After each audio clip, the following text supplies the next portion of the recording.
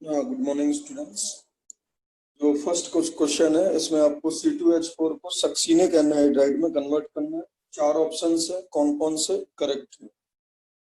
इन चार ऑप्शंस में कौन कौन से ऑप्शन करेक्ट है, जिसमें एथिलीन सक्सीनिक एनहाइड्राइड में कन्वर्ट हो जाएगा, ये बताना है अपन को। सॉल्व करो।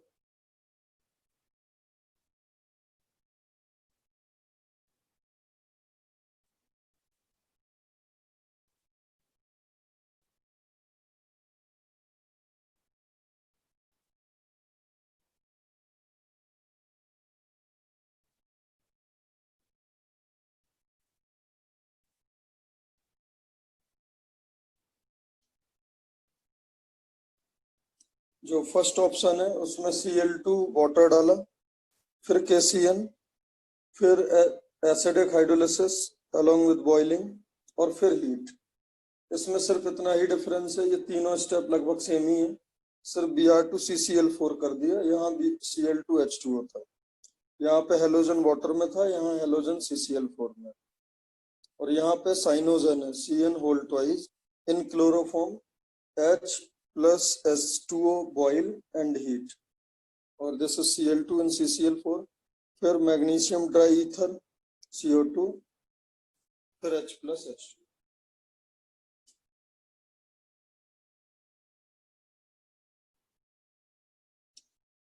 हाँ देखो जरा, B and C correct answer है। देखो जरा किस तरीके से प्रोसीड करेंगे।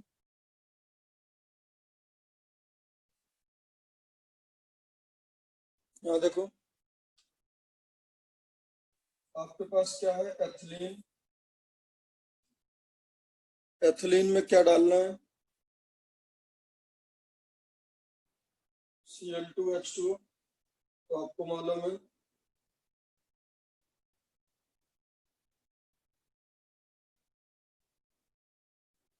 एक तरफ Cl लग जाएगा, एक तरफ OH।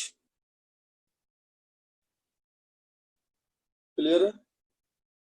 KCN डालोगे तो KCN डालने के बाद इसमें SN2 रिएक्शन होगा, ये हो जाएगा। उसके बाद अगर आप हाइड्रोलिसिस कर दोगे तो साइनाइड COOH में कन्वर्ट हो जाएगा।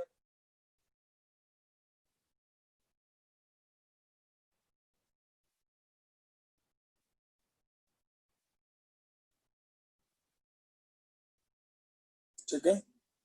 और उसके बाद अगर इसको हीट करोगे तो ये है beta hydroxy acid. Beta hydroxy acid में सिखाया था मैंने, एलिमिनेशन होता है, मतलब यहाँ पे सक्सीनिक एनहाइड्राइड तो नहीं मिलेगा, तो ये ऑप्शन आपका इनकरेक्ट है। बेटा ये सबको समझ आ गया? Yes sir. उसके बाद बी ऑप्शन में देखो, बी ऑप्शन में Br2CCl4 है, तो Br2CCl4 में दोनों जगह क्या लग जाता है, Br, फिर दोनों जगह क्या आ जाएगा, फिर NaCN डाला, दोनों जगह क्या आ जाएगा, Cn। क्लियर है। फिर दोनों जगह क्या हो जाएगा, हाइड्रोलाइज। क्लियर है। और इसको फिर अगर आप हीट करोगे तो देखो एनहाइड्राइड बन जाएगा, क्यों, क्योंकि 5 मेंबर्ड रिंग बन रहा है। सक्सीनिक एसिड को अगर आप हीट करोगे तो वाटर लूज हो जाएगा। एक्चुअली में कंफर्मेशन की वजह से ये ऊपर और नीचे दोनों सेम ही है। इस तरीके का फ्रेम से वाटर निकालोगे तो सक्सीनिक एनहाइड्राइड बन जाएगा। अब देखो जरा, जो साइनोजन होता है CN2, this is known as pseudo halogen. ये एक्चुअली में हेलोजन तो नहीं है, बट इसकी रिएक्शन करने का जो टेंडेंसी होता है वो हेलोजन जैसा ही होता है। तो अगर साइनोजन आपने डाल दिया, जैसे Br2 डालते थे तो दोनों तरफ Br लग जाता था, उसी तरीके से अगर साइनोजन डालोगे तो दोनों तरफ साइनाइड लग जाएगा।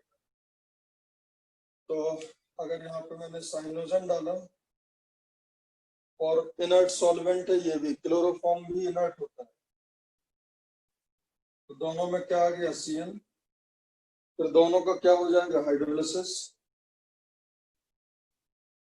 दोनों के हाइड्रोलिसिस से क्या बन जाएगा COOH और बन गया सक्सीनिक एसिड, इसको हीट करोगे तो क्या मिल जाएगा succinic acid. So B is also a correct option. अब देखो जरा डी, डी में क्या इश्यू है, अगर आपने Cl2 डाला तो दोनों तरफ Cl तो लगेगा, फिर मैग्नीशियम डाला तो दोनों तरफ आप मैग्नीशियम मत लगा देना, मैग्नीशियम जैसे ही डालोगे यहाँ पे बनेगा MgCl और MgCl से यहाँ पे बहुत खतरनाक नेगेटिव चार्ज आता है, वो नेगेटिव चार्ज इसको निकाल देगा और वापस एथिलीन में चला जाएगा। अब आप बोलोगे सर हमने तो दोनों में MgCl लगा दिया फिर दोनों पे CO2 का अटैक करा दिया बिकॉज RMgX प्लस CO2 और फॉलोड बाई हाइड्रोलिसिस एसिड बनता है, बट ग्रिग्नार्ड इतना ज्यादा अनस्टेबल होता है कि दोनों एडजेसेंट कार्बन पर दोनों पे नेगेटिव चार्ज आना असंभव है। तो यू कैन नॉट प्रिपेयर यानी ग्रिग्नार्ड रिएजेंट जिसमें जिसमें दो नेगेटिव चार्ज एडजेसेंट एटम पर हो। हाँ डाई ये बनता है बट इसका डिस्टेंस ज्यादा होना चाहिए, ठीक है, दूर दूर अगर दो कार्बन होंगे तो ये फॉर्म हो जाता है कई बार, बट इसमें तो बिल्कुल भी नहीं होगा। तो यहाँ पे देखो आप बना सकते थे सेम, क्या करते हैं आप दोनों तरफ Cl लगाओ, दोनों तरफ MgCl लगाओ, फिर दोनों माइनस का CO2 का अटैक कराओ तो CO माइनस और फिर H प्लस डाल दोगे तो दोनों में COOH बन सकता था, बट ये एडवाइजेबल नहीं है, इससे आपको मिलेगा।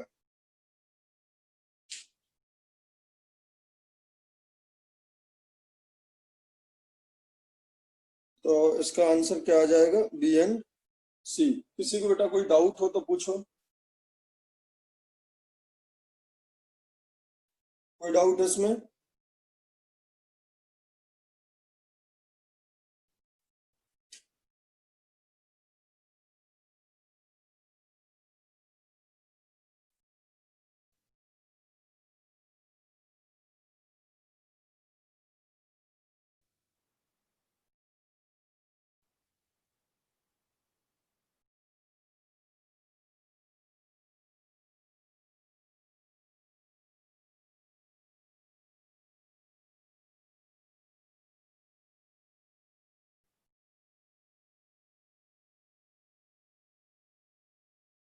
नेक्स्ट क्वेश्चन है, आपको अमोनिया से हाइड्रोजन बनाना है और अमोनिया से ही डाई अल्काइल हाइड्रोजन।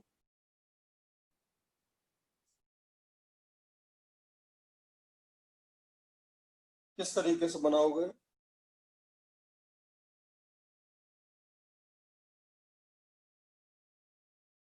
क्वेश्चन तो समझ आ गया, अमोनिया से हाइड्रोजन और अमोनिया से ही RNH NH R।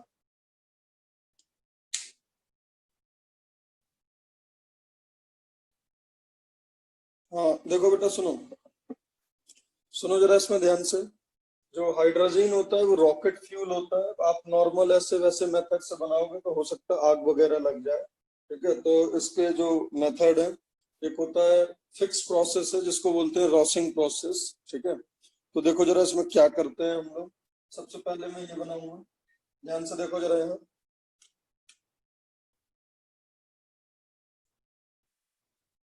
फिक्स होता है, इसको रॉसिंग प्रोसेस से ही बनाएंगे, ठीक है, बिकॉज ये जो होता है ये रॉकेट फ्यूल की तरह काम करता है। जब ये बनता है तो अगर थोड़ा सा भी अगर आपने गड़बड़ कर दिया तो यहाँ पे आग वगैरह लग जाएगा। तो ये देखो जेई में आ चुका है ये, देखो जरा कैसे। हाँ नेम इम्पोर्टेंट नहीं है बट रिएक्शन पी ब्लॉक में आ सकता है। देखो सबसे पहले अमोनिया की रिएक्शन कराओ NaOCl से, सोडियम हाइपोक्लोराइड, सोडियम हाइपोक्लोराइड से अगर आप रिएक्शन कराओगे अमोनिया की तो ये रिएक्शन आपने देखा होगा, इसमें बनता है NH2Cl प्लस NaOH। क्लियर है बात?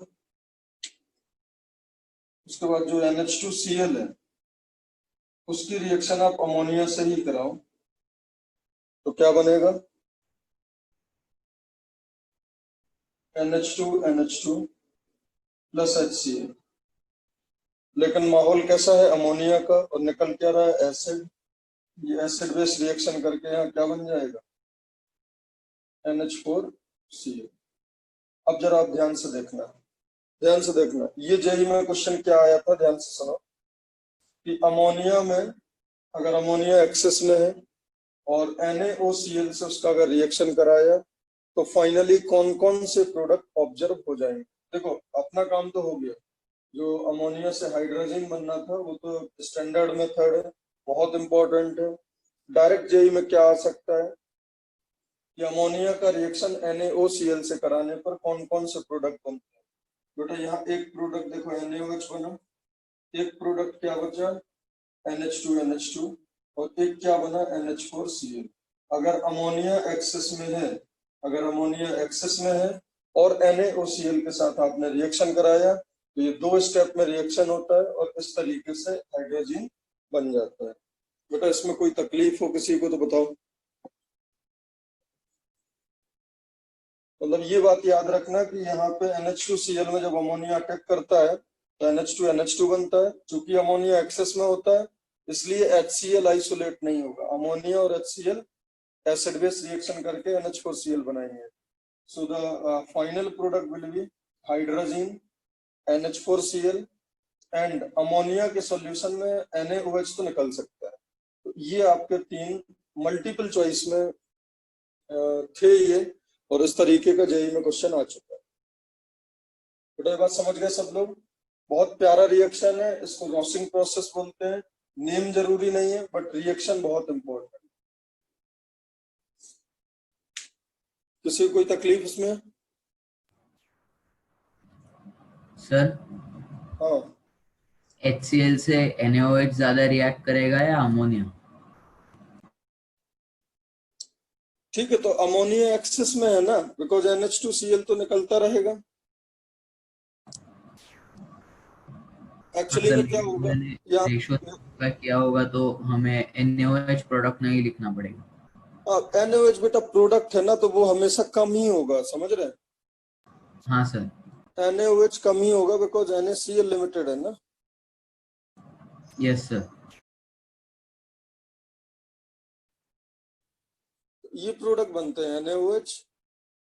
और एक्चुअली में देखो ये बात भी है बेटा कि NaOH और HCl रिएक्शन करके कुछ उसमें फ्यूम्स वगैरह तो बनेगा नहीं, है ना। तो जब HCl के कांटेक्ट में अमोनिया आता है तो व्हाइट फ्यूम्स भी निकलता है उस रिएक्शन में। तो व्हाइट फ्यूम्स ये कंफर्म करता है कि वहां पे NH4Cl है। हाँ सर। अच्छा अब बनाओ जरा अमोनिया से, वो दोनों तरफ R लगाने हैं आपको।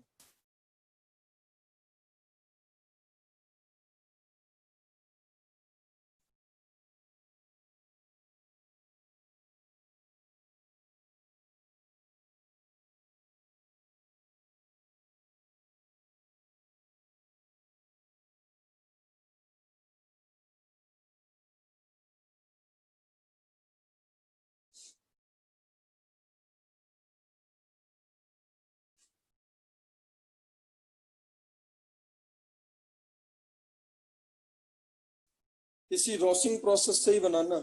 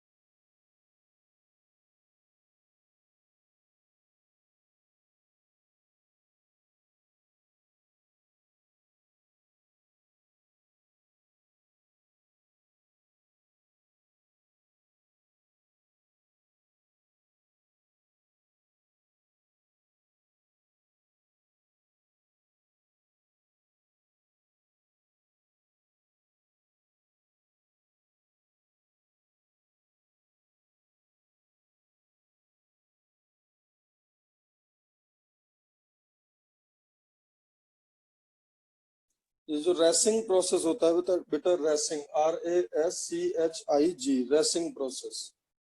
और यहाँ पे एक्चुअली में एक कैटलिस्ट भी चाहिए रहता है, जिलेटिन या फिर कोई किलेटिंग एजेंट लाइक EDTA 4-, तब जाके ये बनेगा। ये याद रखना, जिलेटिन और EDTA 4-। अब देखो जरा, इसमें मेरे को एक नई बात आपको बतानी है। देखो सबसे पहले तो अमोनिया में NaOCl डाला, जिलेटिन और EDTA- के साथ, ठीक है। तो ये तो रेसिंग प्रोसेस हो जाएगा और क्या बनेगा, NH2Cl प्लस NaOH। क्लियर है? अब देखो आपको क्या करना है, ये एक खतरनाक रिएक्शन होती है जो आपने नहीं देखी होगी, ये नई रिएक्शन मेरे को बतानी है। अगर RMGX की आप रिएक्शन कराओ ड्राई ईथर से, ठीक है, तो इसमें क्या होता है, यहाँ प्लस होता है और यहाँ माइनस होता है, और ये एसिड बेस ना देके ये सब्स्टिट्यूशन रिएक्शन करता है। ये एक एडिशनल इंफॉर्मेशन मुझे बतानी थी। ये कितने लोग को मालूम है? कहने को तो यहाँ पे हल्का सा प्रोटेक हाइड्रोजन है या नहीं है, बोलो। यहाँ पे बेटा एसिड बेस रिएक्शन नहीं होता है ग्रिग्नार्ड का, ऐसा ऑब्जर्वेशन है कि ये R- यहाँ पे अटैक करके इस क्लोरीन को निकालता है, और जो प्रोडक्ट होता है वो क्या बनेगा, RNH2। क्लियर है बेटा इतनी बात, बोलो। और अब अगर RNH2 में सेम प्रोसेस कर दोगे इसके साथ, NaOCl, जिलेटिन, ठीक है, तो क्या बन जाएगा, RNHCl। क्लियर है? और इसमें RNH2 का रिएक्शन अगर करा दोगे, ऑब्वियस सी बात है यहाँ क्या निकल जाएगा, सेम है, NaOH। और फिर RNHCl का रिएक्शन RNH2 से कराओगे तो ये इसको अटैक करके बाहर निकालेगा और HCl बाहर निकलेगा और ये एक्सेस में होगा, क्या हो जाएगा, RNH NH। बेटे बात समझ गए, बोलो। अरे बताओ भाई। तो क्या कंक्लूड कर सकते हैं हम रेसिंग प्रोसेस में, अमोनिया प्लस NaOCl क्या बना, जिलेटिन और EDTA 4-, क्या बनेगा, NH2Cl प्लस NaOH, और NH2Cl plus twice of ammonia will produce NH2NH2 plus NH4Cl. So this is the complete racing process, ठीक है। अब आपको क्या करना है, इसमें अगर आप डायरेक्ट यहाँ पे अगर आप NH2R ले लो तो यहाँ पे क्या हो जाएगा, R, और यहाँ क्या होगा, R, और यहाँ क्या होगा, R, और यहाँ क्या बन जाएगा,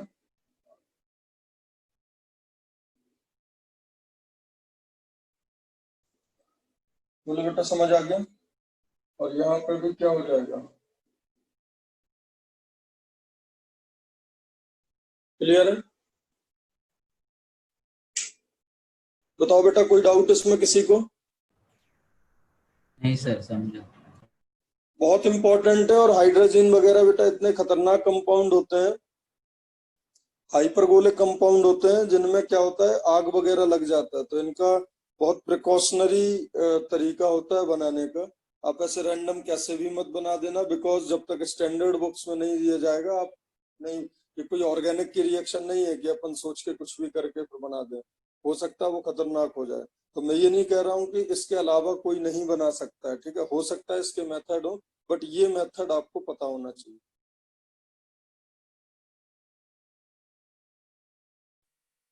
तो बेटा रेसिंग प्रोसेस में आपको क्या याद रखना है कि वहां पे जिलेटिन और EDTA डालना पड़ेगा, ठीक है, जिलेटिन और EDTA डालना पड़ेगा।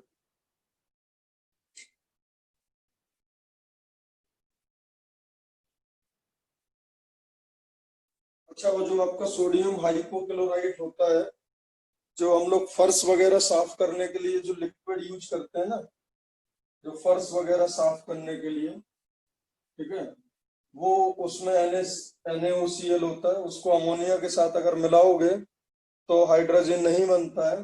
बट हाँ, अगर आप उसमें थोड़ा सा जिलेटिन और कोई किलेटिंग रिएजेंट अगर डाल दो तो फिर वहां पे हाइड्रोजन बन जाता है।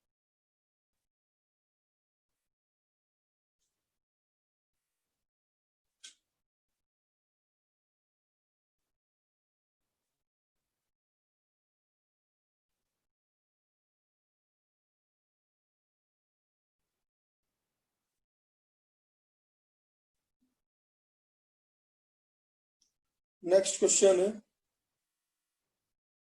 नॉर्मल अल्कोहल है 1 डिग्री, ये ले लो, उसका रिएक्शन कॉन्सेंट्रेटेड H2SO4 हीट से करा है,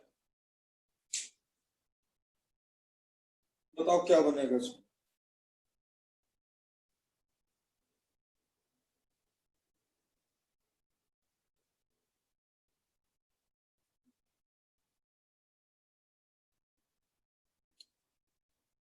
ये बेटा एक आईज ओपनिंग रिएक्शन है। अगर बताओ जरा मेजर प्रोडक्ट क्या होगा इसमें।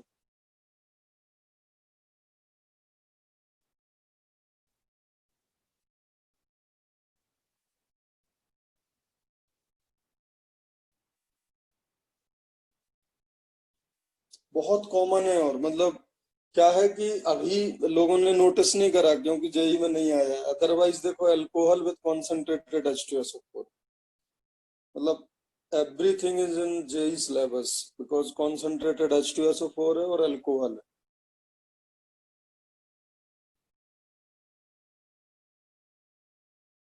वन ब्यूटेनॉल है, कॉन्सेंट्रेटेड H2SO4 डाला है।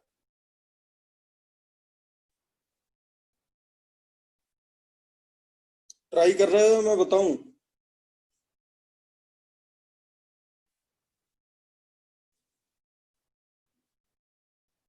अच्छा, एक हिंट दूं क्या, बोलो। हाँ सर। इसमें बेटा 3 एल्कीन बनती हैं, ठीक है, A, B और C, उनमें एक मेजर होता है, तो बताओ इसका मेजर, मतलब 3 एल्कीन बन रही है, ये श्योर है।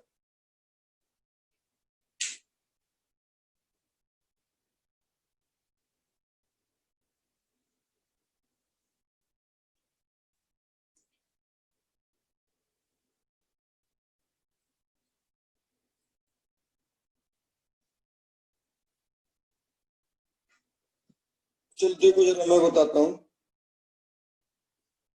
सबसे पहले तो यहाँ पे H+ है, और अगर H+ है तो वी नो कि जो OH का लोन पेयर है वो OH2+ बना लेता है। यहाँ तक कोई तकलीफ किसी को। नहीं सर। अब देखो बेटा, ये लीक करके कार्बकेटाइन बना दे, ये बहुत रगस आइडिया है, बिकॉज 1 डिग्री कार्बकेटाइन तो नहीं बनेगा, बोलो। ये मालूम है ना आपको, लीनियर 1 डिग्री कार्बकेटाइन नहीं बनता है,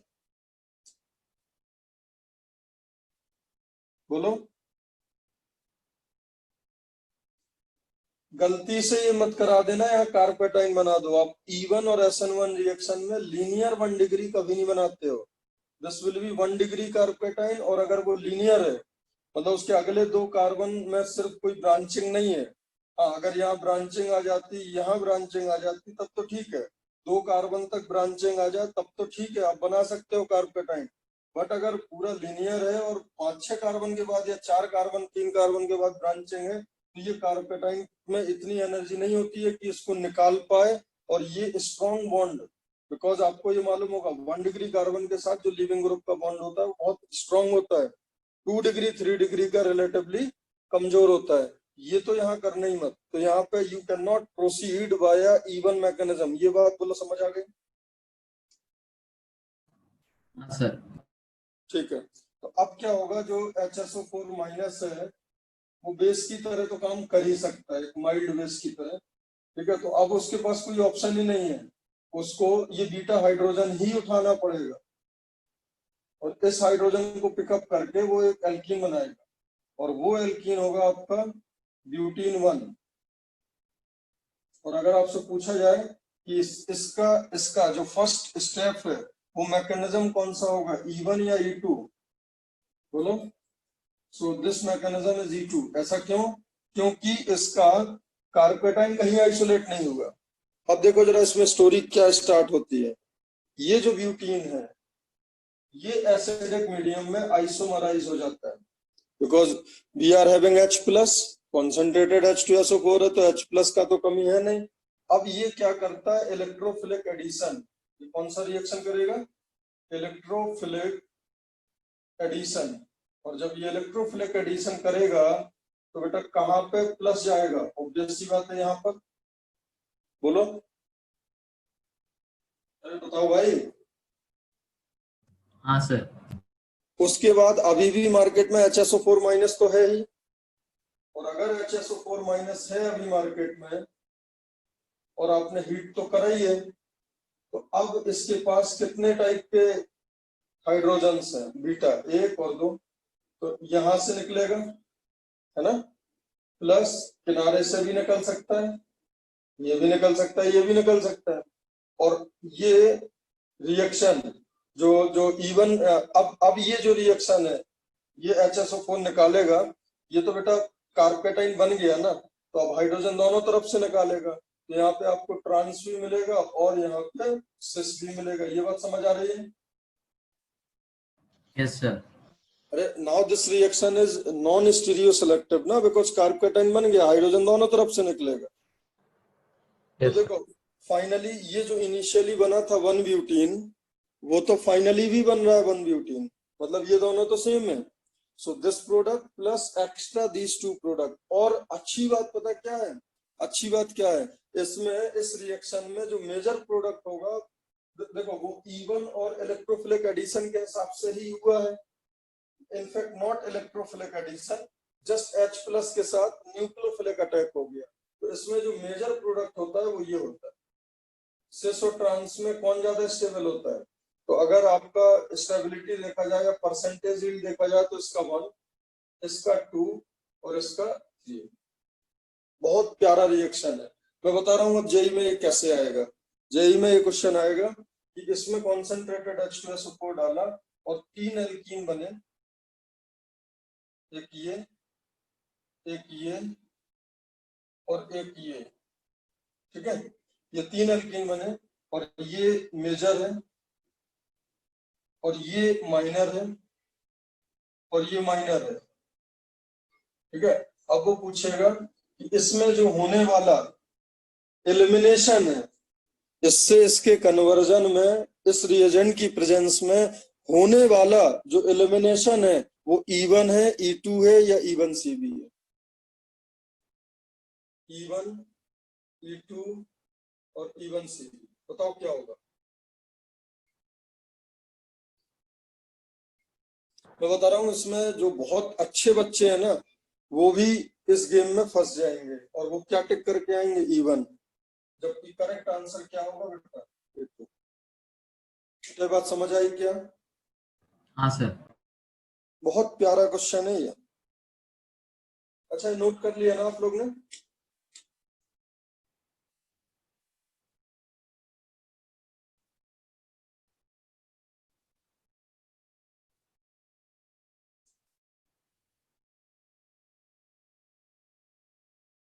नोट कर लो इसको।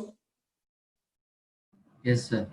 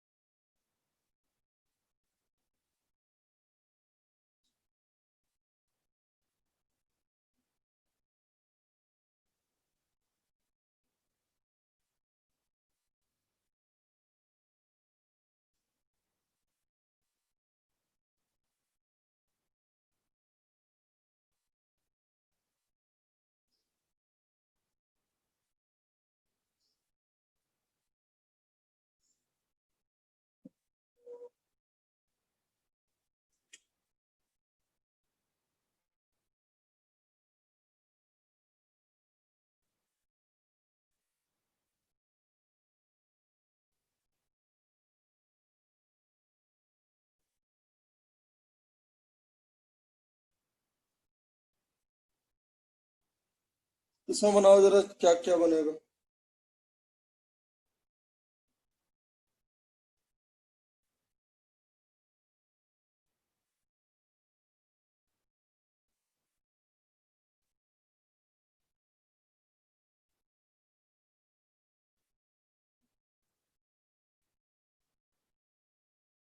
इसमें बनाना है मेजर प्रोडक्ट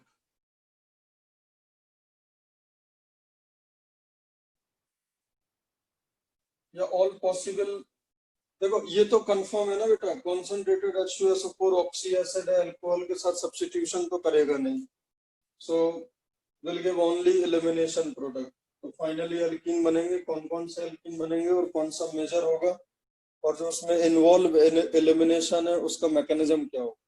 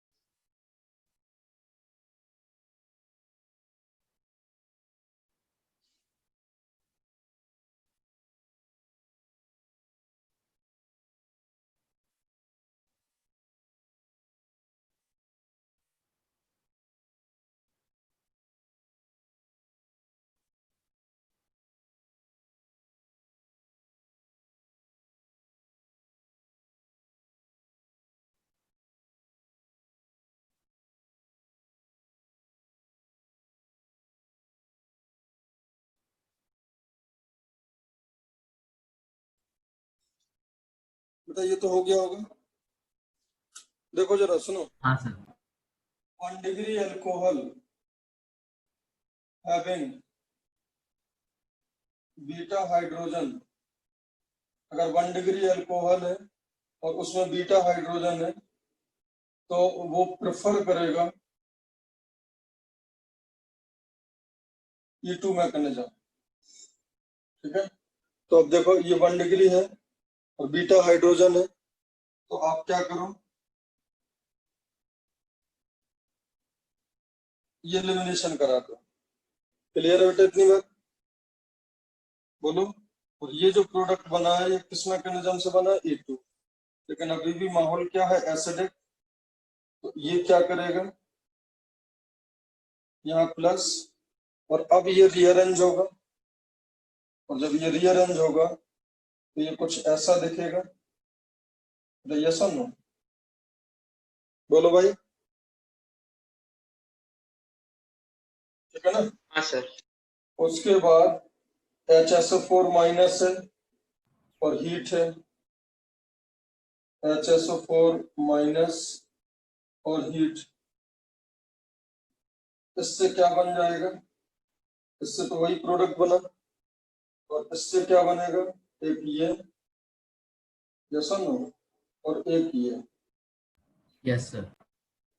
तो ये आपका मेजर प्रोडक्ट। तो अगर 1 डिग्री अगर 1 डिग्री अल्कोहल में कॉन्सेंट्रेटेड H2SO4 डाला है तो E2 का प्रोडक्ट बनेगा, but due to some extended reaction major product will be some unexpected product. इसका ये बनेगा E2 से, और फिर कुछ अनएक्सपेक्टेड प्रोडक्ट होंगे ड्यू टू एक्सटेंडेड रिएक्शन। ठीक है, तो बेसिकली समझ गए ना। हाँ सर। हाँ, अब अगर बीटा हाइड्रोजन ही नहीं है 1 डिग्री, तो बेटा बीटा हाइड्रोजन अगर 1 डिग्री में नहीं होगा तो फिर वहां पे सब्स्टिट्यूट होंगे कुछ, यस और नो।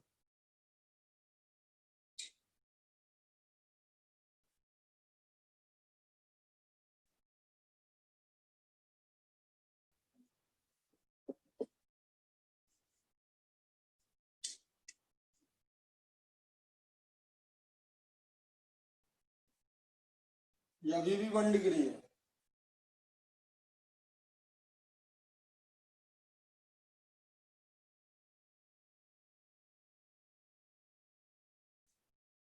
इसमें बताओ मेजर प्रोडक्ट क्या होगा।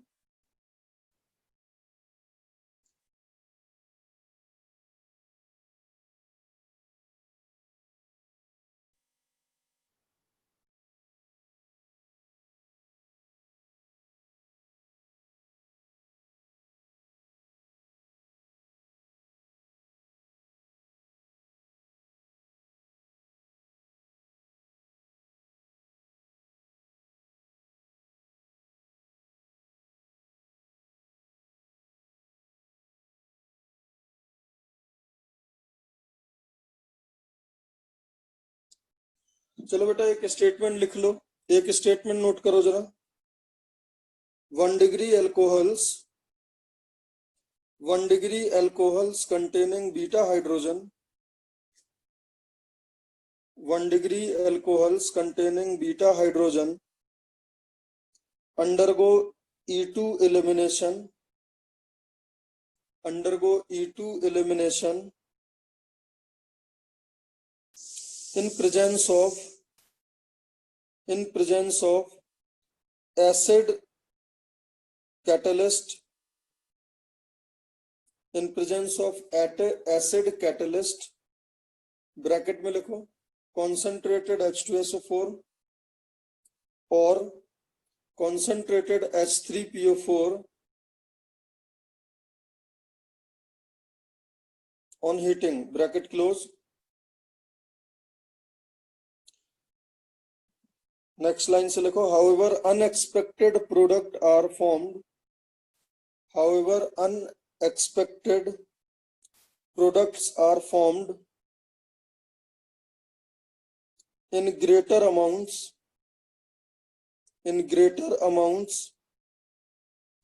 due to the extended reaction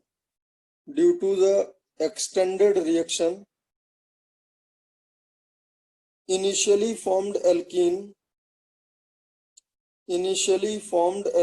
due to E2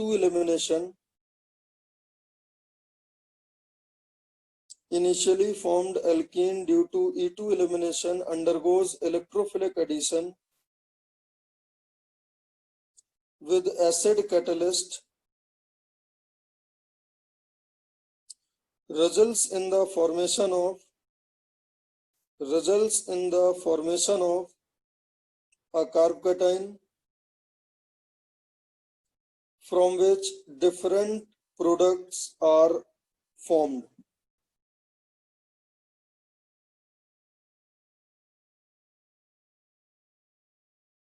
Second note number 2 लिखो 1 degree alcohol having no beta hydrogen, 1 degree alcohol having no beta hydrogen or having beta hydrogen on a sterically hindered carbon, or having beta hydrogen on a sterically hindered carbon and all types of 2 degree and 3 degree alcohol, and all types of 2 degree and 3 degree alcohol undergoes even elimination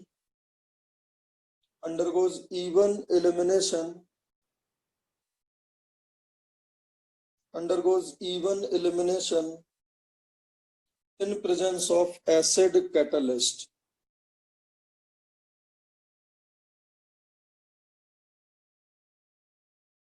बहुत ही जबरदस्त concept है ये। तो मैंने आपको बिल्कुल clearly बता दिया है कि इसमें क्या करना है। ये देखो 1 degree hydrogen without beta hydrogen, 1 degree alcohol without beta hydrogen, so we will proceed now, we don't have any other option. यहाँ क्या बनेगा OH2 प्लस और अक्स को लीव करना पड़ेगा और यहाँ क्या आ जाएगा प्लस, और यहाँ प्लस के बाद अब रीअरेंजमेंट होगा तो कुछ ऐसा दिखेगा और फिर इसकी जो एल्कीन्स होंगे, एक तो ये एल्कीन आ जाएगा और एक ये एल्कीन आ जाएगा। तो यही आ रहा है ना आंसर, बोलो बेटा, यही आंसर आ रहा है ना?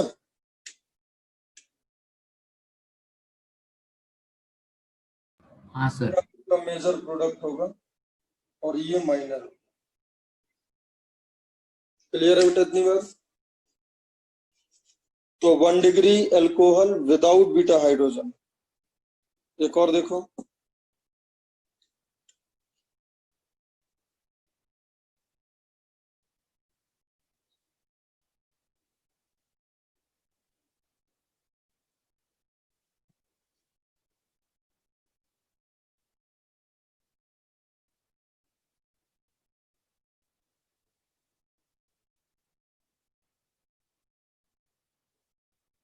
ठीक है।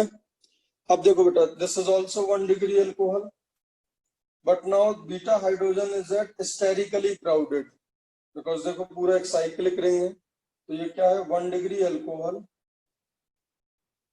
Having having beta hydrogen at sterically crowded position. तो ऐसे केस में क्या था, इवन एलिमिनेशन। सबसे पहले तो आप क्या करोगे, OH2 प्लस और ये लीप कर जाएगा, क्या बन जाएगा, ये कार्पेटाइन। उसके बाद हमें मालूम है ये किस में रीअरेंज होता है, ये इसमें रीअरेंज हो जाता है। और इसका जो प्रोडक्ट आएगा वो क्या आएगा, ये प्रोडक्ट आ जाएगा और यही मेजर होगा। ठीक है, हल्का फुल्का प्रोडक्ट इससे भी बन जाएगा, ये वाला। और ये कैसा होगा, माइनर। समझ आ गया?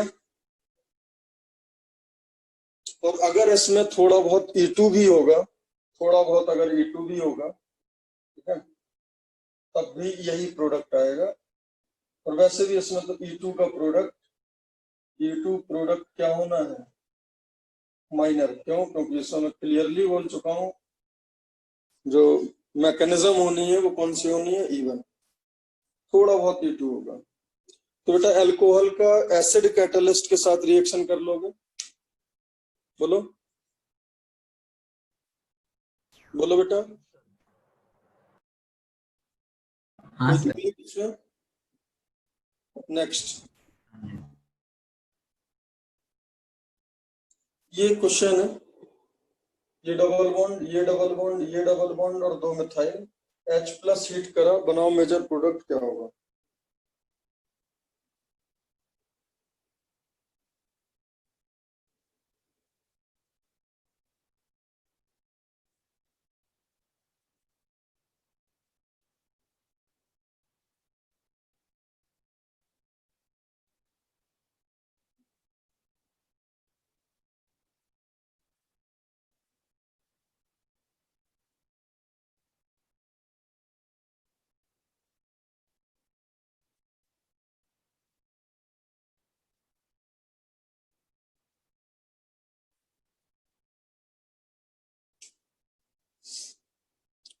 ये तो बड़ा आउटडेटेड सा क्वेश्चन हो गया आज का।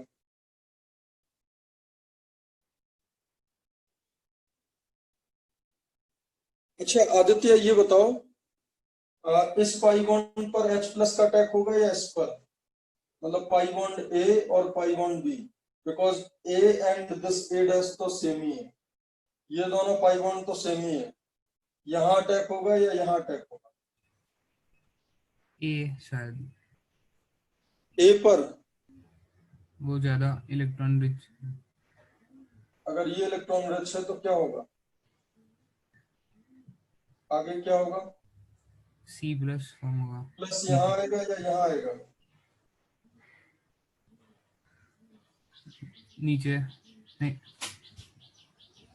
नीचे क्यों, यहाँ आएगा तो एलाइलिक स्टेबलाइजेशन है।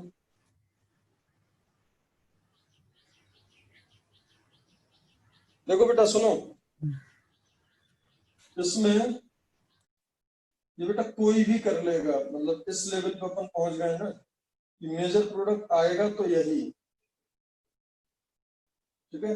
मेजर प्रोडक्ट यही आना है, मैं बता रहा हूँ, सब लोग आप बना लोगे।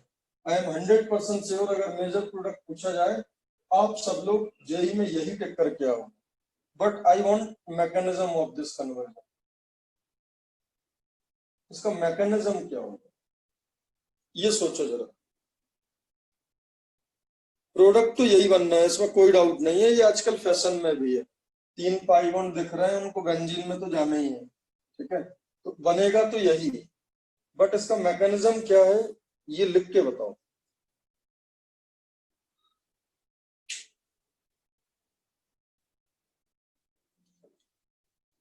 देखो बेटा, इसमें यही एक मिस्टेक होता है कि बच्चे सोचते हैं कि एक ए अटैक करेगा। ए अटैक करने में जो कार्बोकेटाइन बेटा बन रहा है वो उतना अच्छा नहीं बन रहा है, ठीक है। ए अटैक नहीं करता है, पहले अटैक होता है बी से। देखो जरा यहाँ बना दे रहा हूं, बिकॉज इससे जो बनने वाला कार्बोकेटाइन है वो 2 पाई बॉन्ड से रेजोनेंस स्टेबलाइज है, प्लस वो 3 डिग्री भी है। चेक करो, बोलो बेटा, ये समझ आया। इसमें 2 खास बात है यार, एक तो 3 डिग्री है और 2 पाई बॉन्ड का रेजोनेंस है। क्लियर है बेटा ये बात? Yes sir. तो बॉन्ड बी पाई बॉन्ड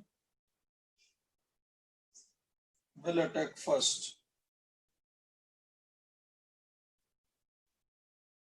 ये कॉमन मिस्टेक होती है जिसमें बच्चा जल्दी से क्या बोल देता है, ए, ठीक है। अब देखो जरा, ये रेजोनेंस है तो रीअरेंजमेंट हो गई,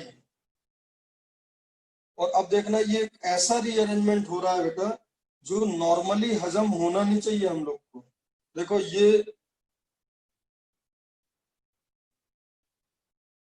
ये रेजोनेंस बेटा 3 डिग्री प्लस 2 पाई बॉन्ड का resonance, 2 degree plus 2 pi bond का रेजोनेंस, ये मैं बता रहा हूं ये कहीं से भी जस्टिफाइड नहीं है अभी ये स्टेप।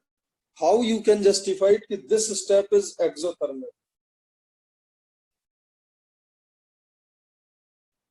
बेटा ये आपने सुना होगा ना कि हर एक स्टेप में फायदा होना चाहिए, हर एक स्टेप में। कभी भी आप रीअरेंजमेंट करते हो कार्बोकेटाइन का, so every step must be profitable, हर एक स्टेप में फायदा होना चाहिए।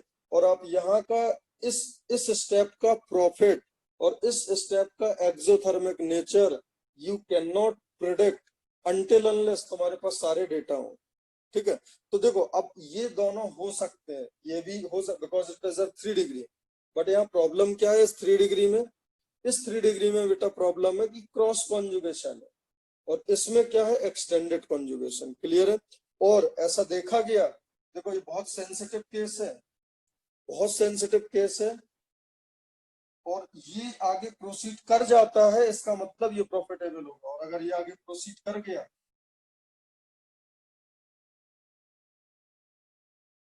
तो ये मिथाइल शिफ्ट होगा। ये मिथाइल शिफ्ट इसलिए होगा क्योंकि जो रेजोनेंस यहाँ है वो रेजोनेंस यहाँ है, ये 2 डिग्री था और ये हो गया 3 डिग्री, तो ये तो पक्का बेहतर है, मेन हर्डल था ये। और अब उसके बाद इसका एलिमिनेशन करके एरोमेटिसिटी तो लाना ही है हमें, इसमें भी हमें कोई डाउट नहीं है। बेटा ये बात समझ आई आप सभी लोग को? किसी को कोई तकलीफ हो तो पूछो। इसमें बेटा आप क्रिस्टल एंड क्लियर, जब तक आपने क्वेश्चन ऐसा करा नहीं है तब तक यहाँ पे आप नहीं बोल सकते हो कि आप देखो ना 3 डिग्री कार्बोकेटाइन है, 3 डिग्री कार्बोकेटाइन के बाद ये यहाँ रीअरेंज हो रहा है, ठीक है। तो ये एक स्टेप याद रखना। तो ये बात सब लोग समझ गए?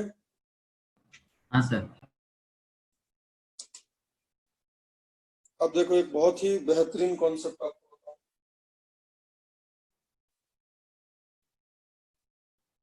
अच्छा तो इसमें मेजर प्रोडक्ट तो वही होगा, ठीक है।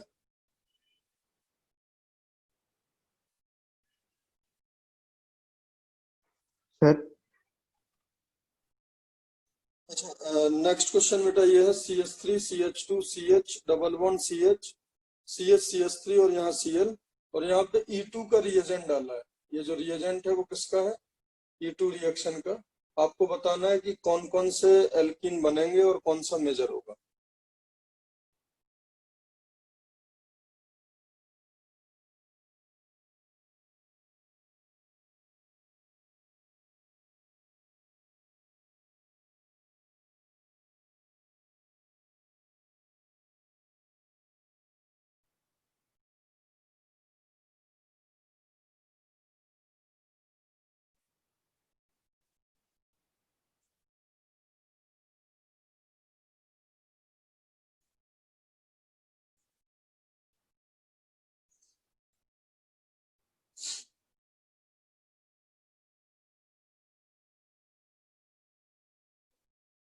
ये अल्फा पोजीशन है।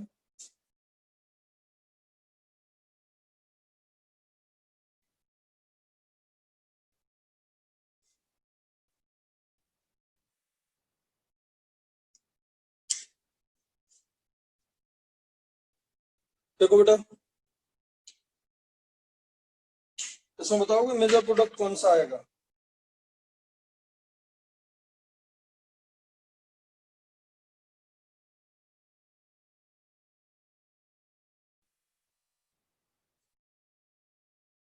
बेटा यहाँ देखो, अगर ये अल्फा है तो ये वाले हाइड्रोजन तो बीटा है। बोलो बेटा,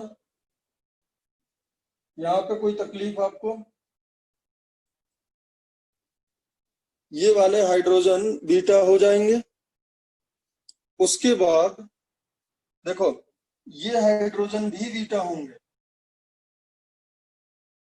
बिकॉज अल्फा के बगल में अगर पाई बॉन्ड होता है ना तो फिर वो पूरा सिस्टम माना जाता है। फिर दिस विल बिकम अल्फा, मतलब this is alpha, this whole will be alpha, this system. और उसके बगल वाला ये वाले बीटा हाइड्रोजन का होंगे यहाँ पे।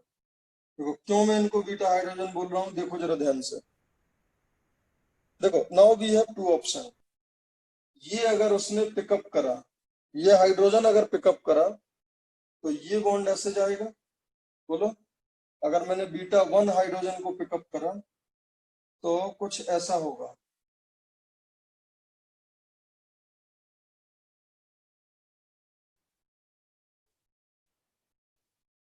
बोलो बेटा, हाँ सर। किसी कोई तकलीफ इसमें?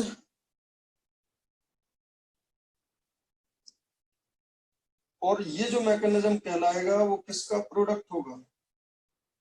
E2 का। बोलो, अब देखो जरा एक और, कभी भी अगर एलाइलिक कुछ है एल्किल हैलाइड में तो बेटा एक E2 डैश मैकेनिज्म होता है जिसको बोलते हैं एलाइलिक E2 एलिमिनेशन।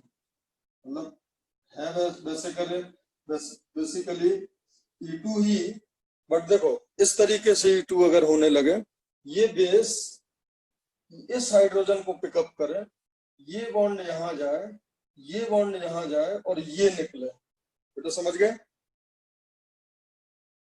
तो क्या दिखेगा?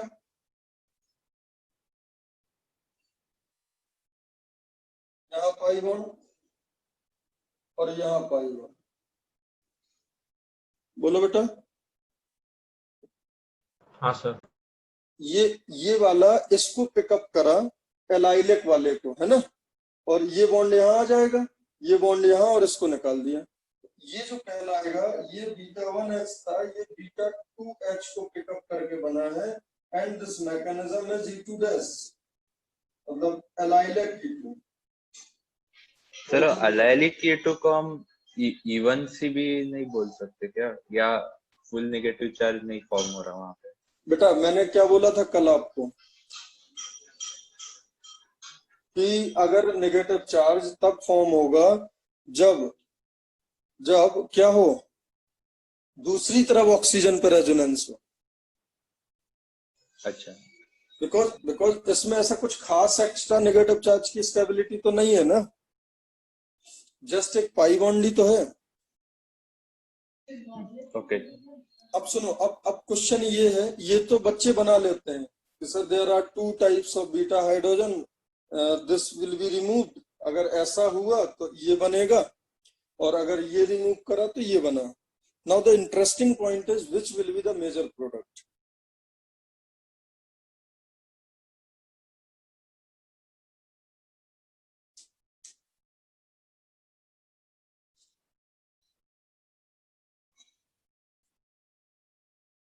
मैं आपको सिर्फ उन एरियाज में टारगेट कर रहा हूं जो जेई में बिल्कुल आ सकते हैं। देयर इज नथिंग लाइक कि भाई सब आउट ऑफ, मतलब समझ रहे हैं, कोई हैवी कॉन्सेप्ट नहीं है, सब आपने देखा हुआ होगा, बट आपने बनाए होंगे प्रोडक्ट, बट मेजर कौन सा होगा ये बताओ। और यहाँ पे क्या वो सिंगल लाइनर होगा जिससे आप इस तरीके के हर्डल से क्रॉस करोगे।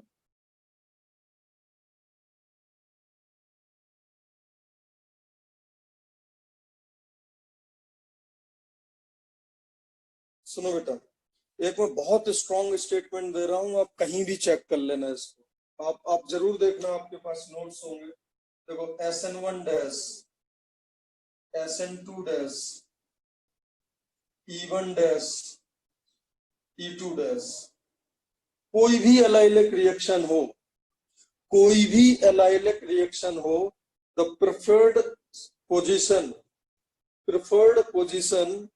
for the attack of nucleophile as well as base, preferred position for the attack of nucleophile as well as base is least sterically crowded situation।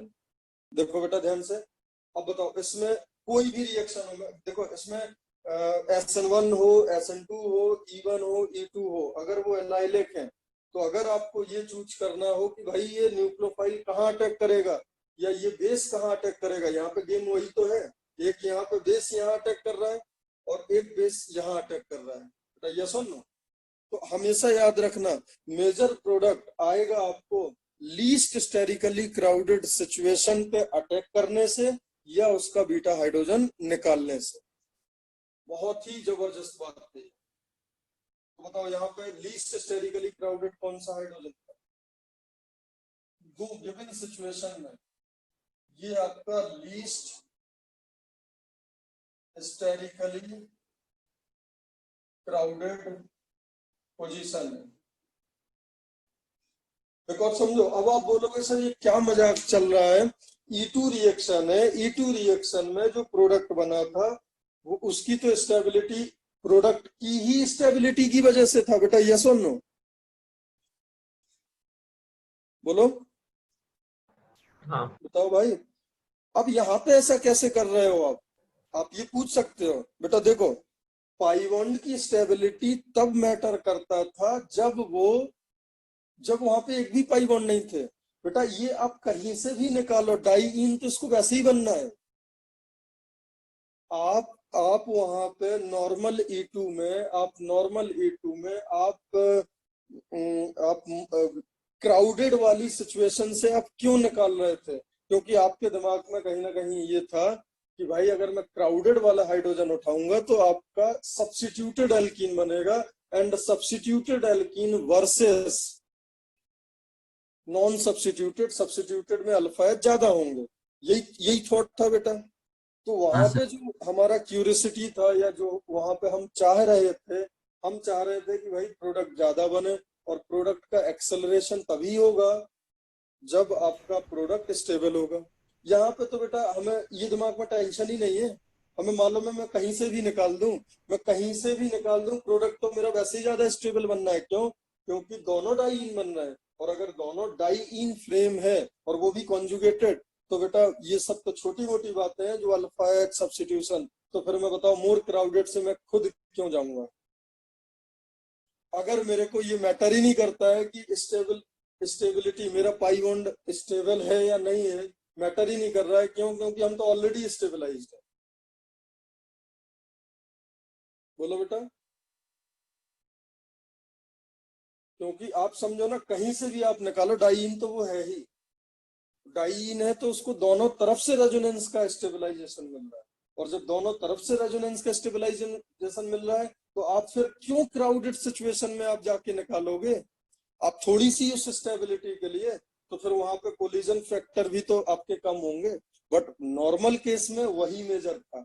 और जबकि मैं क्या बोल चुका हूँ, इस लीस्ट हिस्टेरिकली मैंने आपको सिंगल लाइन में इन चारों रिएक्शंस का जो मेन क्रिस्प है वो बता दिया।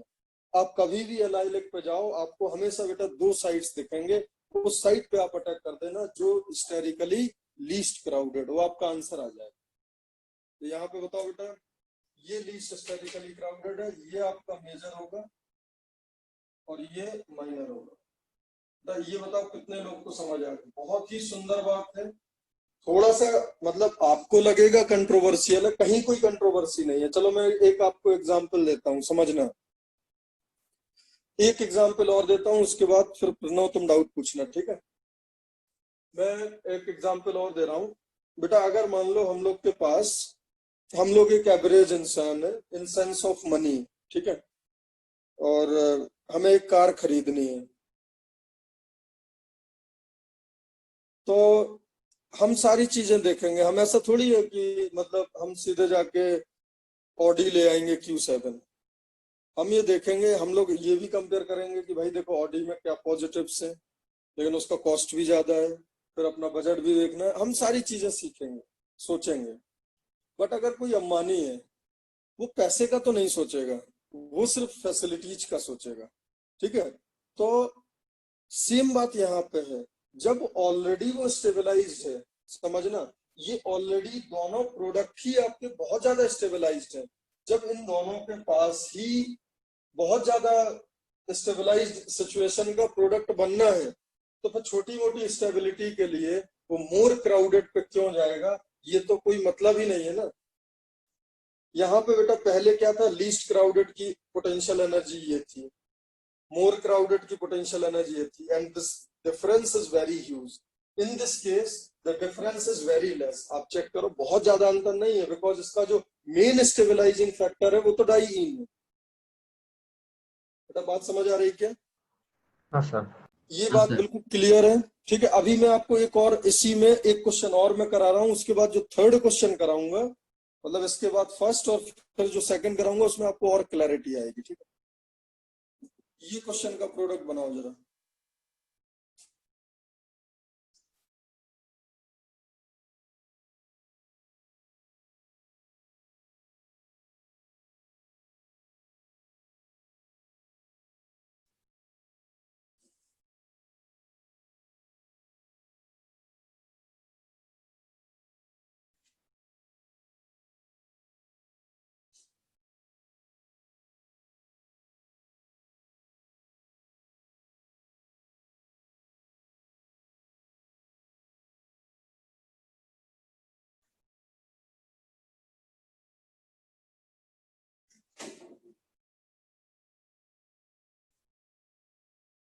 बेटा देखो, एक तो ये हो गया आपका बीटा वन टाइप का,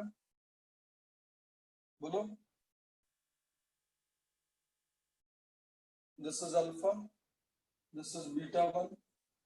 अब देखो इस पाई वन के बगल वाले ये तीन, now this will B beta two बेटा, बोलो। हाँ जब सर। ये इसको पिकअप करेगा तो ये बॉन्ड ऐसे आएगा, ये ऐसे आएगा, ये ऐसे जाएगा, and the things will be like this. कुछ ऐसा होगा बेटा। और ये बताओ किसका प्रोडक्ट होगा, E2 का या E2 डैश का? E2 डैश का, बोलो। और after eliminating hydrogen from beta two, clear है बात? अब अगर वो डायरेक्ट इसी को निकालता है तो कुछ ऐसा होगा,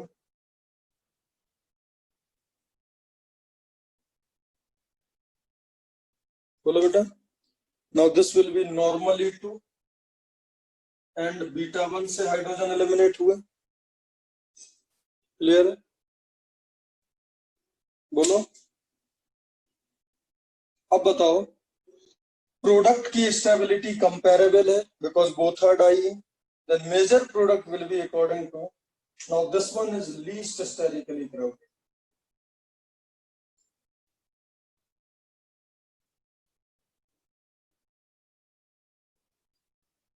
लीस्ट हिस्टेरिकली क्राउडेड, तो शायद ये आपका मेजर हो जाएगा,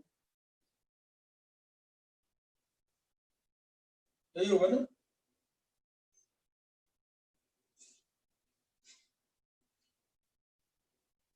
बोलो। हाँ सर। तो कौन सा वाला मेजर हुआ इसमें, E2 वाला या E2 डैश वाला?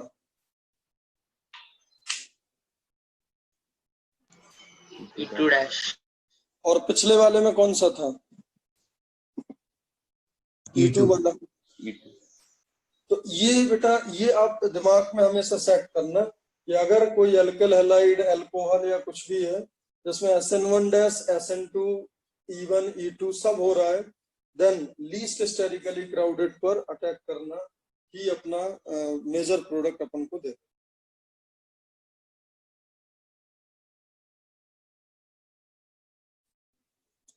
अच्छा, ये जो बेटा प्रीवियस केस था जिसमें आप दोनों क्वेश्चन देख लो, उसमें मैंने इन रियलिटी जो ज्यादा स्टेबल एल्कीन है वो नहीं अपना आंसर आ रहा है, चेक कर लो आप।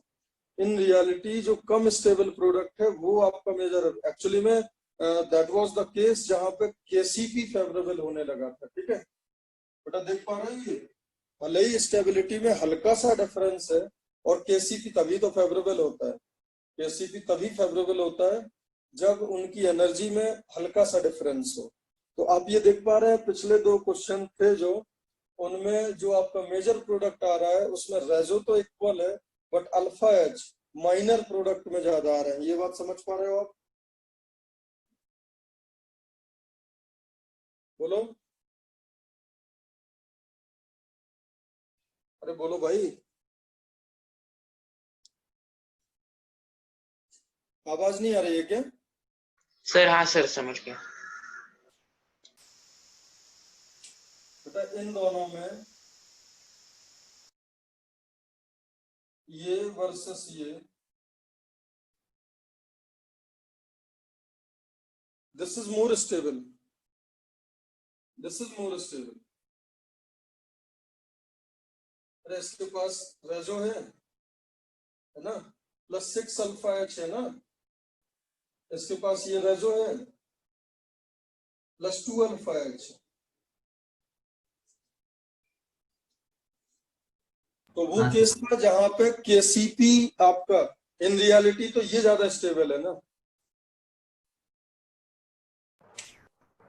अच्छा, अब मैं आपको इसका थोड़ा केसीपी टीसीपी का आज फील देना चाह रहा हूँ।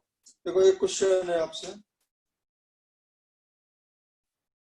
मान लो इन 12th क्लास दो फ्रेंड्स हैं,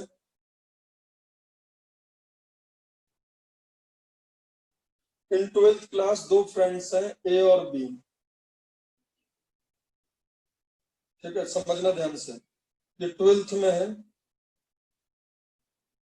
और 12th में अगर है तो इनका 12th में रैंक आया 8000 इन जेई एंड बी का आया 10,000 इन जेई। ठीक है, ये जेई एडवांस में रैंक आया उनका।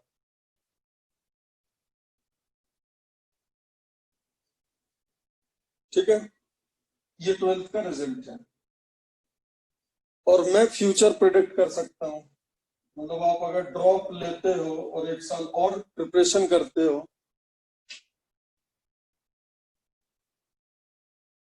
तो इस बच्चे का रैंक आता है 6000। ठीक है, और इस बच्चे का रैंक आना है 500, एक साल और प्रिपरेशन के बाद। समझना ध्यान से। तो बेटा मेरे को ये बताओ, फाइनली कौन सी रैंक बेहतर है दोनों सेंस में? ए के सेंस में ये ए का केसीपी है। केसीपी क्या होता है? Kinetically controlled product. तो यहाँ पे जो काइनेटिकली कंट्रोल्ड रैंक है वो 1000 है, क्योंकि वो आपको जल्दी मिल रही है, वो एक साल पहले मिल रही है। केसीपी वो होता है बेटा, केसीपी वो होता है जो आपको जल्दी प्राप्त हो, जिसके बनने का रेट ज्यादा हो। तो बेटा ये दोनों का केसीपी है, बोलो। हाँ दोनों बच्चों का केसीपी तो यही है, हाँ सर। और ये इसका टीसीपी है, और ये इसका टीसीपी है। क्लियर है? और ये फ्यूचर प्रोडक्शन सबको मालूम है, होना यही है। ये हो चुका है और ये होना है, ये बच्चों को भी मालूम है, टीचर को भी मालूम है, सबको मालूम है। अब बताओ बेटा पहला स्टूडेंट क्या करेगा? पहला स्टूडेंट क्या करेगा? अगर मान लो ये आपके साथ सिचुएशन है और आप ए हैं, बताओ आप क्या करोगे? और देखो अभी ये सिचुएशन है 8000 मैंने इसलिए लिया because it is a critical rank, और एक आपकी सिचुएशन में अभी 8500 9000 तक जेई में कुछ ना कुछ मिल जाता है आईआईटी में। बाकी आपने दुनिया में कोई एग्जाम नहीं दिया और आपको एंटर करने को आईआईटी में मिल जाएगा, तो I guess 90% of the students will opt some seat in IIT, और वो इसके साथ मेरी समझ में वो उनका जो फाइनल प्रोडक्ट होगा वो यही हो जाएगा। मैं सही बोल रहा हूँ या नहीं? हाँ sir. Because only for this, क्योंकि इसमें आपको क्या मिलेगा? इसमें आपको बॉम्बे का लास्ट ब्रांच मिलेगा इसमें 6000 में, और इसमें आपको खड़गपुर का लास्ट ब्रांच मिलेगा। So there is no much difference, और कोई भी बच्चा बेटा यहाँ पे स्टे कर जाएगा और उसका मेजर प्रोडक्ट क्या हो जाएगा? उसका मेजर प्रोडक्ट होगा केसीपी। अब आप बोलोगे भाई केसीपी क्यों, रैंक तो 6000 अच्छी है। मैं बोलूंगा the difference between these two is very small. अगर इन दोनों में केसीपी और टीसीपी में बेटा अगर डिफरेंस बहुत कम है, देन केसीपी प्रेफर्ड हो सकता है, और क्योंकि काइनेटिकली कंट्रोल्ड प्रोडक्ट है अगर, तो उसकी एक्टिवेशन एनर्जी तो कम होगी, आपका इन्वेस्टमेंट कम है, आपको कम मेहनत करनी पड़ रही, ठीक है। अब देखो this difference is too large, और ये बताओ क्या प्रेफर करेगा? मान लो आप ऐसी सिचुएशन में फंस गए, गलती से भी फंस गए, मान लो ऐसा आपके साथ हो गया और आपको फ्यूचर भी पता है, आप बेटा क्या करोगे बताओ? और इसमें ये हालत हो रखी है कि आईआईटी में सीट मिलेगी भी नहीं और कोई एग्जाम नहीं दिया, तो आपके पास कोई दूसरा ऑप्शन है भी नहीं। तो थोड़ा सा फील आया क्या केसीपी टीसीपी का? Yes sir. इसका एक्टिवेशन एनर्जी कम होता है, इसका एक्टिवेशन एनर्जी कम होता है, इसका एक्टिवेशन एनर्जी ज्यादा होता है, इसका एक्टिवेशन एनर्जी ज्यादा होता है। बोलो बेटा। अब अगर आप ये बोलो कि सर एक्टिवेशन एनर्जी का कोई रोल नहीं है, आप कितनी भी एनर्जी बताओ, अब हमको बताओ कहाँ जाना है, तो मैं बोलूंगा तुमको अगर नंबर ऑफ ईयर से मैटर नहीं करता है तो डेफिनेटली तुम तो फिर हमेशा 6000 के लिए जाओगे। अगर तुम्हारे लिए वो एक साल इंपॉर्टेंट नहीं है, या फिर तुम्हारे लिए जो एक्टिवेशन एनर्जी की एक्स्ट्रा एनर्जी है वो तुम्हारे लिए मैटर नहीं करती है, then always it is TCP. तो हाई टेम्परेचर पे बताओ क्या प्रेफर होगा? अगर हाई टेम्परेचर मतलब एक्टिवेशन एनर्जी का रोना नहीं है किसी को, यस और नो, तो क्या होगा? Always TCP. और बेटा लो टेम्परेचर पे क्या होगा? लो टेम्परेचर पे क्या होगा? केसीपी। यस और नो, बोलो भाई। हाँ सर। तो अभी जो मैंने आपको क्वेश्चन दिया था शायद आप समझ पा रहे होंगे कि that was like 8000 and 6000, because उसका जो मेन स्टेबलाइजेशन था बेटा वो रेजोनेंस की वजह से था। रेजोनेंस की वजह से वो एक बहुत ही ज्यादा स्टेबलाइज दोनों है। जब दोनों बहुत स्टेबलाइज्ड है तो थोड़ा बहुत स्टेबिलिटी का अंतर था। देन फिर हम क्यों हम टीसीपी पे जाएंगे? बिकॉज अब ये आप खुद सोचो बेटा, कैसा भी बेस हो यार, छोटा हो बड़ा हो, ये बताओ ज्यादा एसिडिक एच होता कौन सा है? कौन सा ज्यादा एसिडिक एच था? आप सोच के बताओ। आप यहाँ पे ये सोच के बताओ, ये हाइड्रोजन ज्यादा एसिडिक है या बेटा ये हाइड्रोजन ज्यादा एसिडिक है? आप सिर्फ यही बताओ कौन सा हाइड्रोजन ज्यादा एसिडिक है। बेटा ये H प्लस निकलेगा तो यहाँ माइनस आएगा 1 डिग्री पे, ये H प्लस निकलेगा तो 2 डिग्री पे। कहाँ पे नेगेटिव चार्ज ज्यादा स्टेबल है? H1 वाला। बेटा ये हाइड्रोजन भी एसिडिक है, ये लीस्ट स्टेरिकली क्राउडेड भी है, तो बताओ एक्टिवेशन एनर्जी किसकी कम होगी, इसकी निकलने की या इसकी निकलने की? H1 की निकलने की। उसकी एक्टिवेशन एनर्जी भी कम है, और ठीक है, और प्रोडक्ट का स्टेबिलिटी लगभग क्या है? बराबर है। तो फिर हम क्यों इसको निकाल के नहीं आगे बढ़ जाएंगे। समझ आया आपका? ये केसीपी यहाँ पे फेवरेबल होता है। हाँ सर। होपफुली ये बात आपको समझ आ गई होगी। अब देखो एक और आपको बहुत सुंदर, अच्छा इसमें फिर ये सब तो आप कर ही लोगे। ब्यूटा 1,3 डाइईन में रूम नॉर्मल टेम्परेचर पे 1,4, एक्सट्रीमली लो टेम्परेचर पे 1,2, वो सब तो आता होगा आपको, है ना? अरे 1,2 वर्सेस 1,4 ब्यूटा 1,3 डाइईन का, वो तो आता होगा। बोलो। क्या? अरे ये वाला रिएक्शन,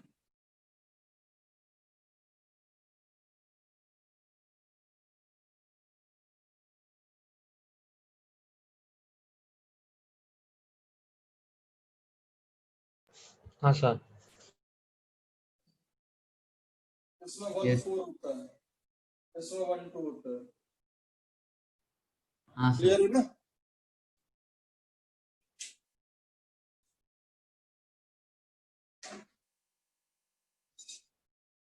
अरे बोलो भाई। हाँ सर। अब देखो एक और जबरदस्त आपको बात बताता हूँ, बहुत ही शानदार। PHCCS3 OH CH2 plus PH CH या CH3 CH2 प्लस, इसमें रीअरेंजमेंट होगा, इसमें भी रीअरेंजमेंट होगा। बताओ रीअरेंज्ड कार्पेटाइन कौन सा होगा?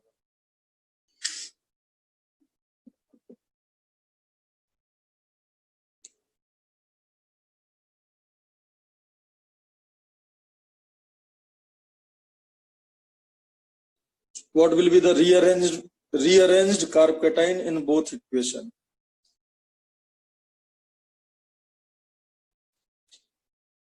हाँ देखो बेटा, इस वाले में कौन सा शिफ्ट होता था? फिनाइल और मिथाइल, कौन सा शिफ्ट? दोनों करके देख लो। एमी शिफ्ट से ये बनता था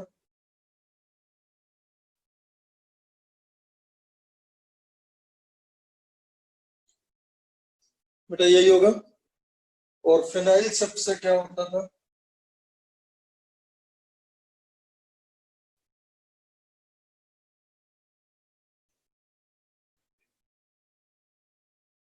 और यहाँ पे मैंने सिखाया था कि यहाँ पे क्या है?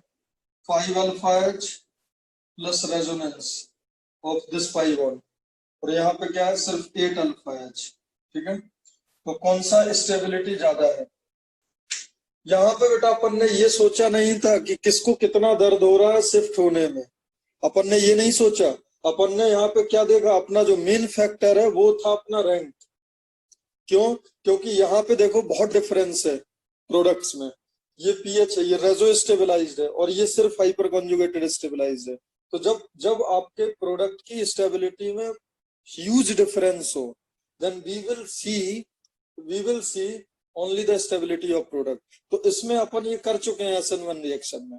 इसमें क्या प्रेफर्ड होता था? इनफैक्ट आपने ये रटा होगा, hydrogen then methyl then phenyl, ये याद करा था ना बेटा, in normal rearrangement of कार्पेटाइन।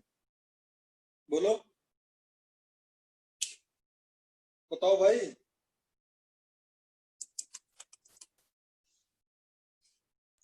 Phenyl पहले होता है ना नॉर्मल में मिथाइल के? क्या? तो नॉर्मल में फिनाइल पहले होता है ना मिथाइल के? नहीं भाई, अरे नॉर्मल SN1 में यार सबसे पहले हाइड्रोजन, फिर अल्काइल ग्रुप, फिर अराइल ग्रुप। बिकॉज यहाँ आप सोचो ना, इसका जो मेन स्टेबलाइजेशन है वो तो पीएच की वजह से ही है, और इसका पीएच ही तो मेन सहारा है, और उसी को अगर आप माइग्रेट कर दोगे तो रेजोनेंस बचेगा कहाँ?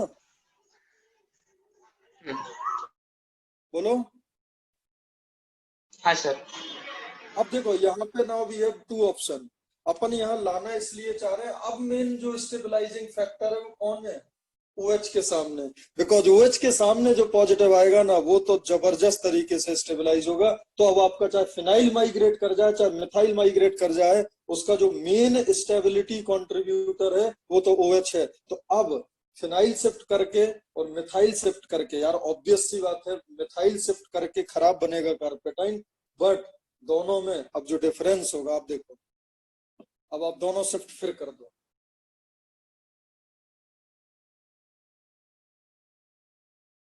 ये आपका कब बनेगा बताओ? ये बनेगा एमी शिफ्ट से, यस और नो? और फिनाइल शिफ्ट से क्या होगा?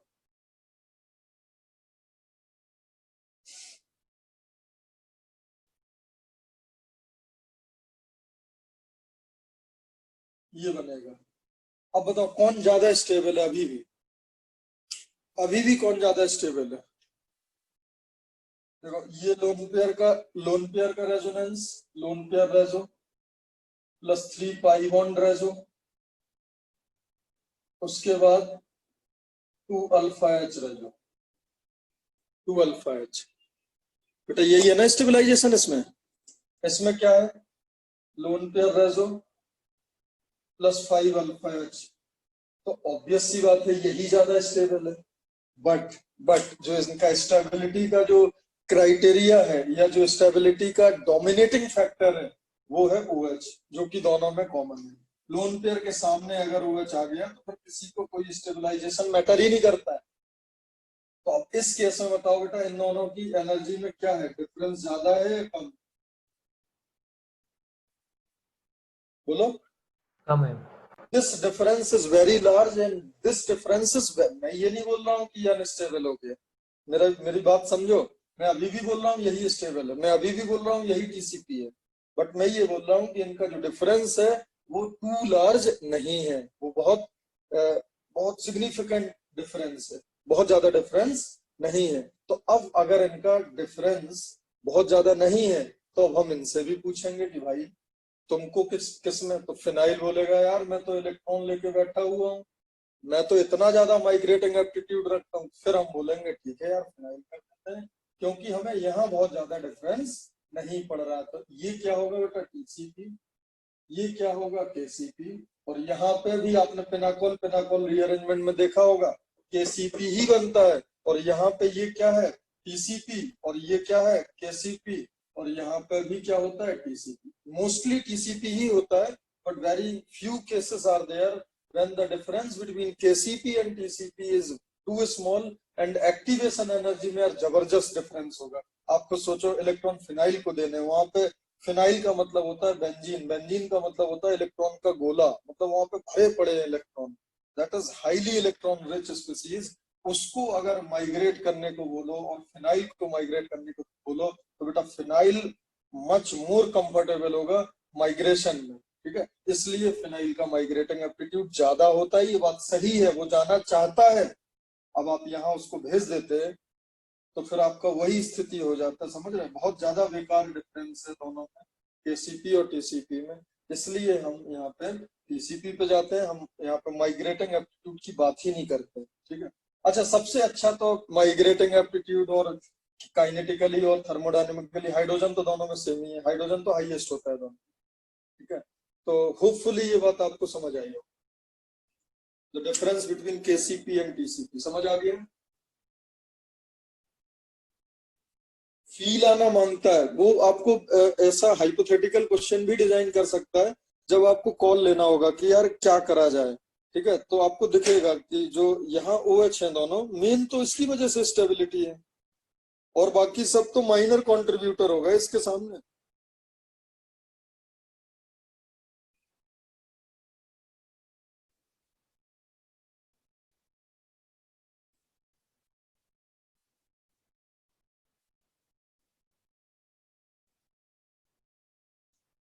इस रिएक्शन में बताओ क्या होगा?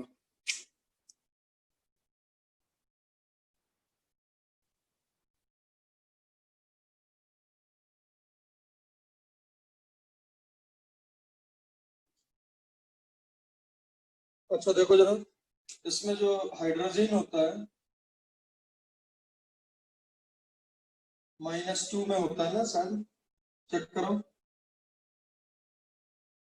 इसका जो ऑक्सीडेशन नंबर होगा वो -2 होगा, और ये होता है +4। यहाँ पे आप लिक्विड NO2 लेना होता है, मतलब N2O4 भी ले सकते हो। तो N2O4 लिक्विड को अगर हाइड्रोजन में मिक्स करोगे तो पता क्या होता है, एक्सप्लोजन होता है, बहुत सारी हीट निकलती है, मतलब हाईली एक्सोथर्मिक रिएक्शन होता है। प्लस, लेकिन क्या अपन से पूछा जा सकता है, देखो ये -2 में है और ये +4 में है, ये होता है ऑक्सीडाइज, ये होता है रिड्यूस, और फाइनली यहाँ पे N2 निकलता है along with H2 and highly exothermic reaction. Highly exothermic मतलब क्या होगा कि जब लिक्विड N2O4 में आप हाइड्रोजन डालोगे ना, तो समझ लो आप विस्फोट की तरह हो जाएगा, मतलब बहुत सारी हीट निकलेगी। हाईली एक्सोथर्मिक है, और इंपॉर्टेंट बात क्या है, it is a reverse of disproportionation reaction.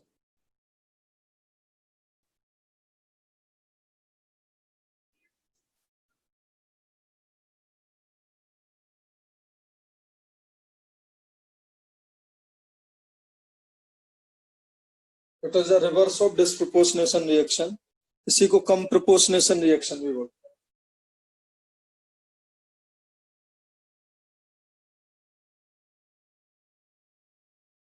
हैं। ये बात समझ गए? अच्छा, हाइड्रोजन के मैंने और रिएक्शंस भी आपको कराए थे, याद है क्या?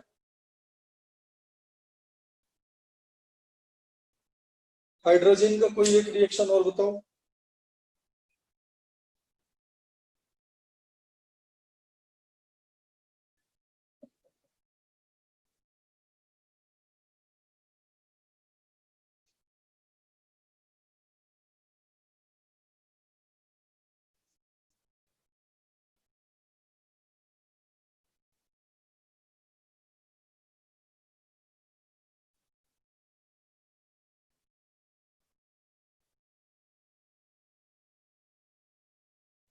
बोलो।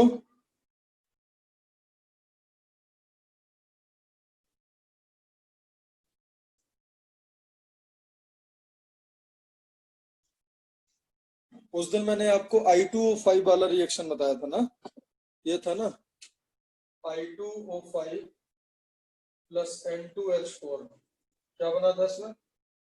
I2 का violet vapour plus nitrogen gas, violet vapour plus H2O, शायद यही था ना, चेक करो एक बार।